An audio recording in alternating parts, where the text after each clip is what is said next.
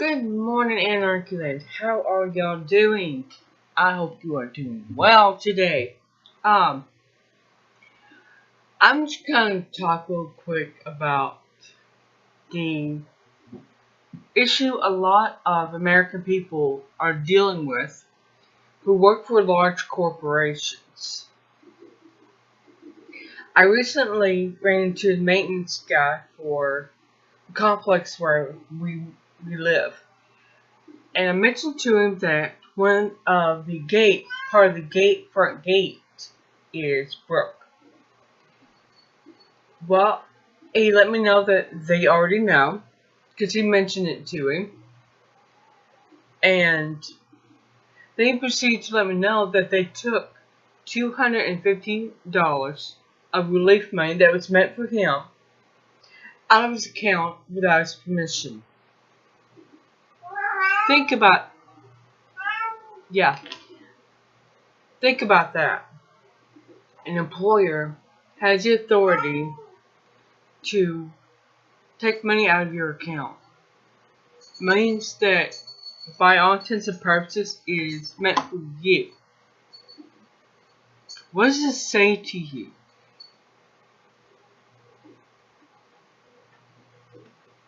Then he proceeded to let us know that he can't quit because they'll sue him if he does. So, you can't quit or you'll be sued.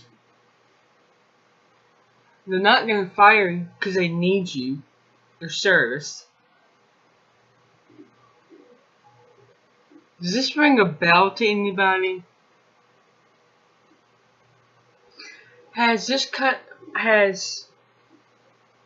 corporations, and the corporation that runs this apartment complex isn't the only one doing this. We talked about this the other day. Kroger's is doing it too.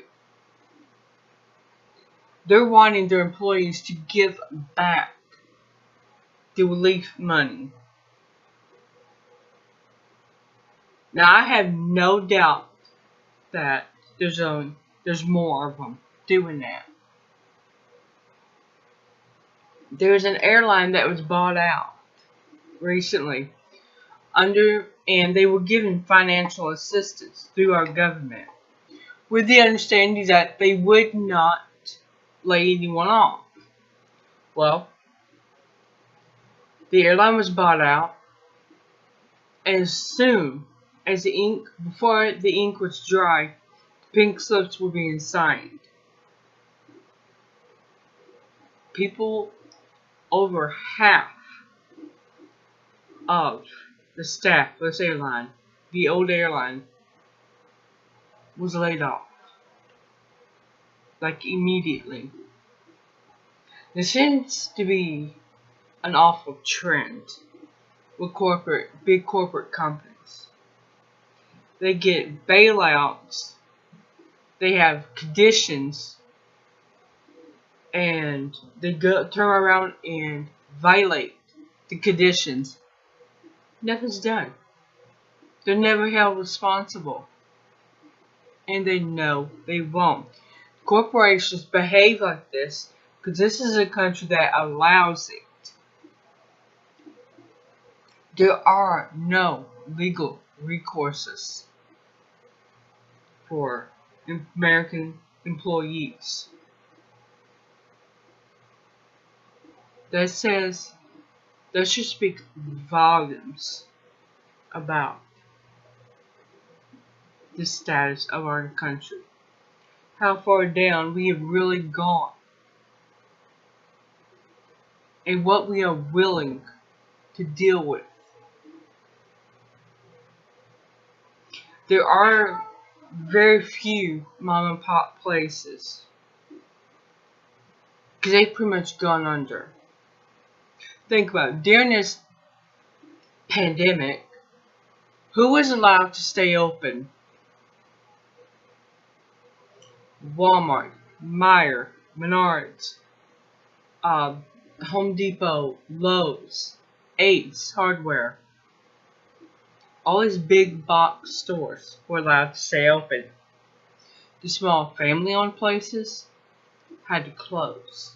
because they're not as big. And what really sucks is they may never reopen. They may never reopen. Unless they had a really good clientele. They are done.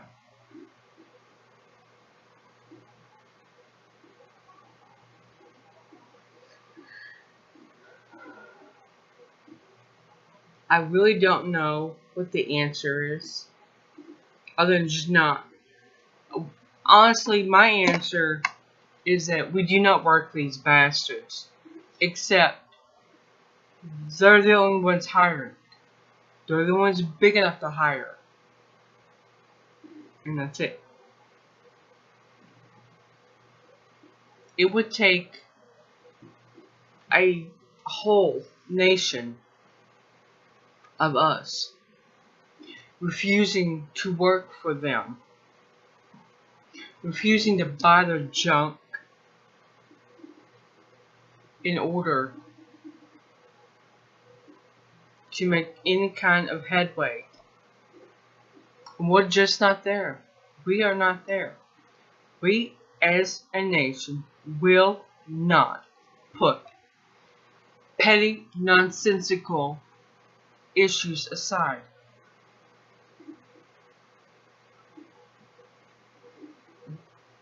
We have purposely been demeaned and programmed to the point that as soon as a politician says go, we go. We turn on each other. When Trump said liberate Michigan, Minnesota, New York, and Washington State, there were protests. Now he's threatening to pull the Republican convention out of North Carolina. People are protesting. They got the guns and they wouldn't protest. I'm telling you, what's going to happen down the road before November election is going to be a gun grab. And it's going to be you and me, people like us, that the guns are taken away from. And with the economy going in a hole, there's a possibility. I seen a video a couple days ago. I can't remember where it was. Honestly, I can't. That the guy actually sat there and said that there's never been a gold confiscation in this country. There was in 1933. Roosevelt, in efforts to steady the economy, he asked people to turn in their gold to their banks.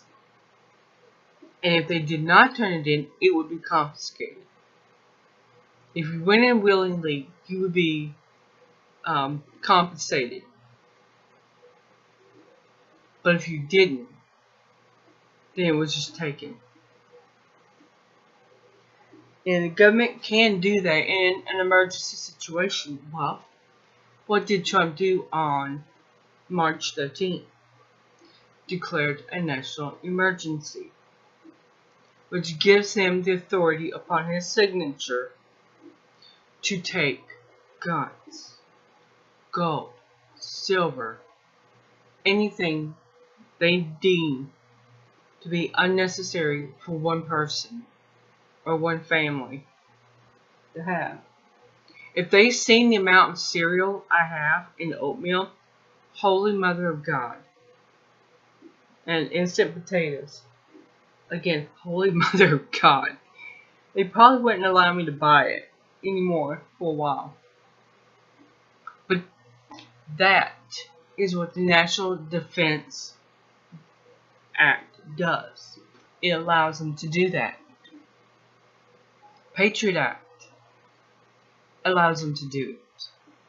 And it would list me as a dissident, a domestic terrorist, is how I would be classified. Because I'm encouraging people to think for themselves. To take their own destiny into their hands, away from the government. So I therefore would be considered a domestic terrorist.